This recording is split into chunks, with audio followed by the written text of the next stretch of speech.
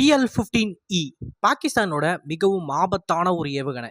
இந்த ஏவுகணையை ஏன் நம்ம ஆபத்தானது அப்படின்னு சொல்றோம்னா, இந்த ஏவுகணையோட ரேஞ்சுன்றது 145 கிலோமீட்டர். இந்த ஏவுகணையை அடிப்படையா வைத்து தான் சீனர்கள் அவங்களோட ரொம்ப அட்வான்ஸ்டான 300லேருந்து 400 கிலோமீட்டர் ரேஞ்ச் இருக்கிற ஏர் டு ஏர் ஏவுகணையை உருவாக்கியிருக்காங்க. இந்த ஏவுகணையோட எக்ஸ்போர்ட் வேரியண்ட்டின் ரேஞ்சு தான் 145 கிலோமீட்டர். ஆனால் இன்டர்னலாக சைனீஸ் ப்ரொடக்ஷன் வேரியண்ட்டோட ரேஞ்சு 200 கிலோமீட்டர். அப்படிப்பட்ட இந்த ஏவுகணையை ஆப்ரேஷன் சிந்தூரில் பாகிஸ்தானியர்கள் இந்தியாவுக்கு எதிராக பயன்படுத்தினார்கள்.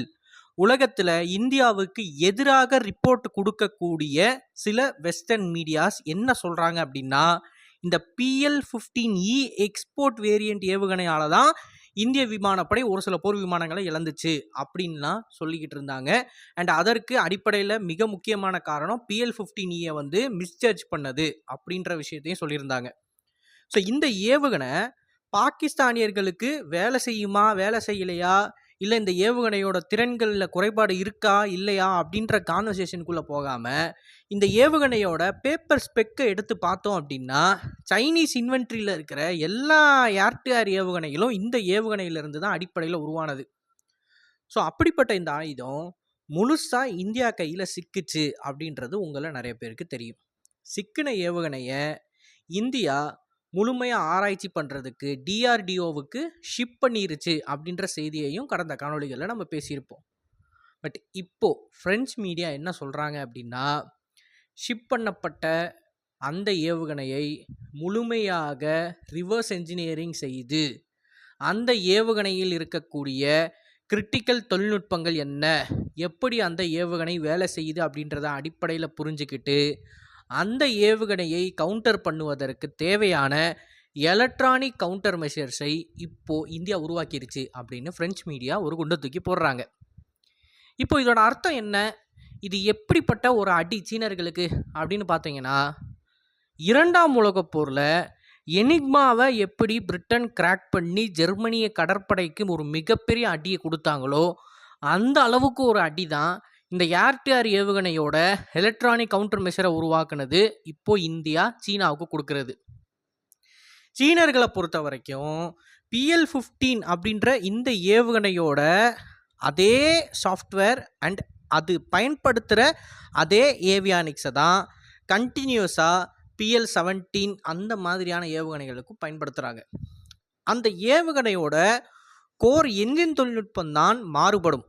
ரேஞ்சை பொறுத்து ஒவ்வொரு கோர் என்ஜின் டியூவல் பல்ஸ் மோட்டரா சிங்கிள் பல்ஸ் மோட்டர் அப்படின்ற மாதிரி ரேஞ்சை பொறுத்து அந்த ஏவுகணையின் எரிபொருள் என்ன, அந்த ஏவுகணையோட என்ஜின் என்ன அப்படின்றது மாறுமே தவிர, அந்த ஏவுகணை எதிரியோட டார்கெட்டை ட்ராக் பண்ணுறது எல்லாமே இந்த PL-15 இதை பேஸ் பண்ணதாக தான் இருக்கும்.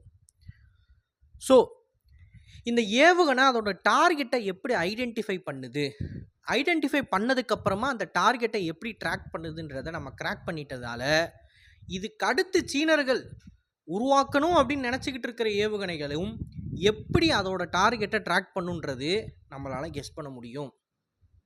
அது மட்டும் கிடையாது, இந்த ஏவுகணையை இப்போ எப்படி குழப்புறது, எலக்ட்ரானிக் வார்ஃபேர் மூலமாகவே இந்த ஏவுகணையை இப்போ நம்மளால் குழப்ப முடியும்.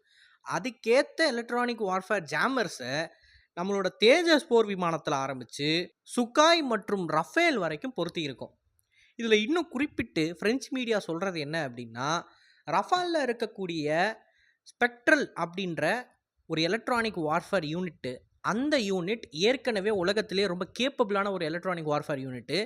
இதில் இந்தியாவோட DRDO PL-15 ஏவுகணையின் ரகசியத்தை தெரிந்ததுக்கு அப்புறமாக அதை எப்படி ஜாம் பண்ணுறதுன்ற சில முக்கிய மாடிஃபிகேஷன்ஸை பண்ணியிருக்காங்க அப்படின்றதையும் சொல்கிறாங்க.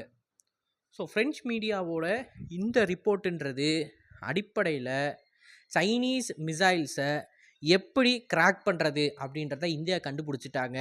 அண்ட் கிராக் பண்ணது மட்டும் இல்லாமல் அந்த மிசைல்ஸை ஜாம் பண்ணுறதுக்கு தேவையான எல்லா மாடிஃபிகேஷன்ஸையும் அவங்களோட ஃபைட்டர் ஜெட்ஸில் ஆல்ரெடி பண்ண ஆரம்பிச்சிட்டாங்க அப்படின்றத சொல்லியிருக்காங்க.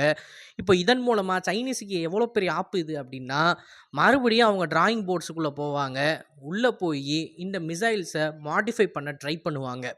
ஏற்கனவே அவங்களோட டிசைன் ஃபிலாசபி ஒண்ணு இருக்கும். அந்த ஃபிலாசபிலேருந்து PL-15, 16, 17, 18, 19, 20ன்னு சொல்லி எத்தனை ஏவுகணைய உருவாக்குனாலும், இப்போ அது எல்லாமே சீனர்கள் இந்தியாவுக்கு எதிரா பயன்படுத்துறப்ப, ஒரு ஹேண்டிகேப் இருக்கு அப்படின்றத நன்கு உணர்ந்து, அந்த ஏவுகணைய மீண்டும் அவங்க ஸ்க்ராட்ச்லேருந்து டிசைன் பண்ணணும். அதில இருக்கிற ட்ராக்கிங் மற்றும் டார்கெட் ஐடென்டிஃபிகேஷன் டிவைஸ், டார்கெட்டை எங்கேஜ் பண்ற என்வலப்ன்னு சொல்லி எல்லாத்தையும் மாத்த வேண்டியதா இருக்கும்.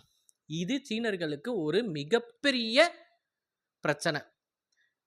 மீண்டும் 5லிருந்து 10 வருடங்கள் ஆகும் அவங்களோட ஒட்டுமொத்த மிசைல்ஸையும் இந்தியா வந்து கிராக் பண்ண விஷயத்த தவிர்த்து புதுசா உருவாக்கணும் அப்படின்னா. ஸோ இதை பற்றி நீங்கள் என்ன நினைக்கிறீங்க அப்படின்றத மறக்காமல் கமெண்ட்ஸில் பதிவிடுங்க. அண்ட் இது போல் நிறைய தகவலை தெரிந்து கொள்ள டிபி நியூஸ் பேஜை ஃபாலோ பண்ணிக்கோங்க. நல்லதை இப்போ இருந்து நல்ல சமுதாயத்தை உருவாக்கும். நன்றி, வணக்கம்.